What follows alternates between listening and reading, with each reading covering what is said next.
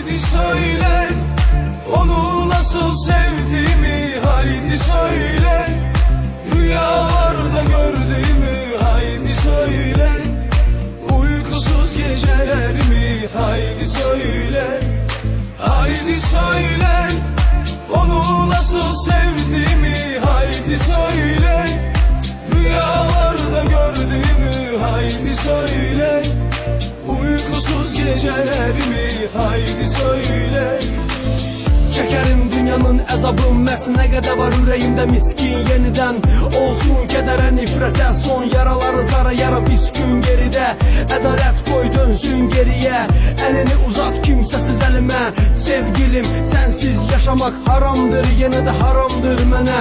Sən dövlətim, sən varımsan, sən günəşim, ulduzumsan. Əlidən o Leyli və Məcnun poemasının qəhrəmanı sənsən.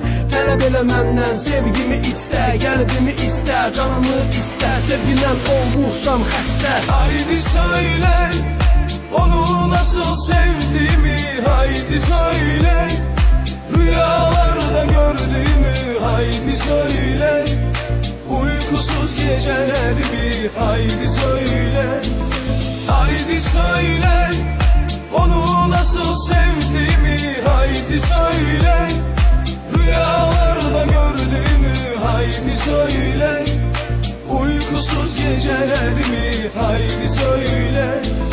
Gece karanlığında şəklin əllərimdə, yenə də mənim əllərim əsir. Mərhəmətsiz sevgimizin yollarını sevgilim ayrılıq kəsir. Yenə də eyni mövzuda qurulmuş sənsizliyin səhnəsi, qədər bizə oyun oynar.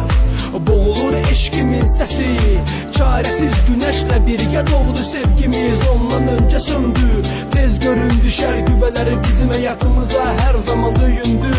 Əzizim Allah bəsdə ağlama yetər, ən son ümid ölər. Yazmağımla bitmək istəməz ki cümlələr.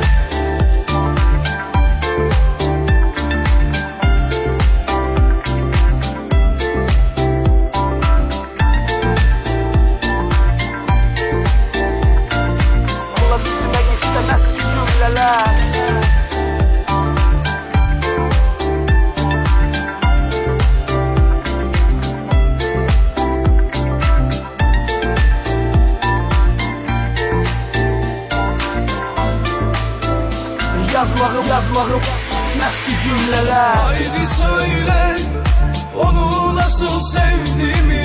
Haydi söyle, rüyalarda gördüğümü. Haydi söyle, uykusuz gecelerimi. Haydi söyle, məski cümlələr. Haydi söyle.